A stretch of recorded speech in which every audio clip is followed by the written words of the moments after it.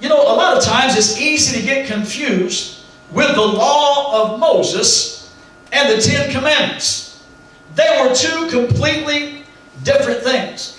When the law came to Moses, they were actually given to Moses by angels, and I'll share that with you.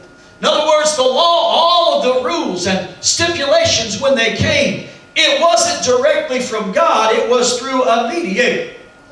But the Ten Commandments, now that was from God. Sometimes I've talked to folk and they ask me, well, do you think this is sin or that's the sin? And I said, well, first of all, if you believe it's a sin for you if it's not for anybody else. Amen? But the Ten Commandments, they are just as relevant today as they were before. I want you to listen to what Paul said in Hebrews chapter 2, verse 2, talking about the angels. Paul said, the word spoken by angels was steadfast, and every transgression and disobedience received a just recompense of reward. Now that was the law that the children of Israel were to live under. All the rules and regulations. Don't you think sometimes we have too many rules and too many regulations? I'm sure that's the way they felt with the children of Israel way back in the day. I don't know if you've heard this or not. Maybe you don't watch the news. But there's going to be an election on Tuesday. Anybody seen anything about that? And if it was up to me, and I shall vote, but if it was up to me, and I could make the decision, first thing I would do is I would say, okay, how much do they make annually? I'm talking about Congress, talking about the senators and the representatives. If it's $150,000 a year, if it's $250,000, I don't care. But if I could, I would say, what do you make for the next, say, 4 years? And if it was $250,000, I'd say, let's give every one of them a check for $1 million and say, why don't you go fishing? Because we got enough laws already. When they go in session, they feel like we've got to have some more regulation on the people of America. We've got to have some more laws. We've got to have some more technicalities. We've got to make laws.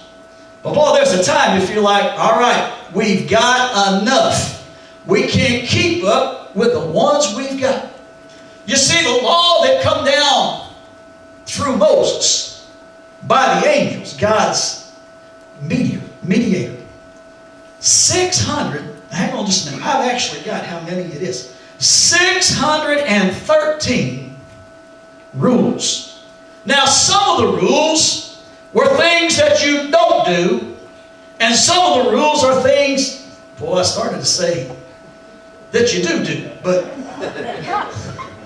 that you also do. There's just not another word that goes in there. I apologize for that.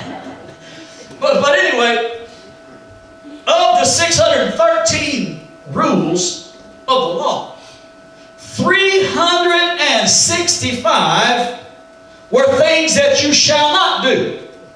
Boy, isn't that an interesting number? 365. Where have I heard that to be relevant to something? 365 days out of the year, which meant there was a brand new one every day of the year.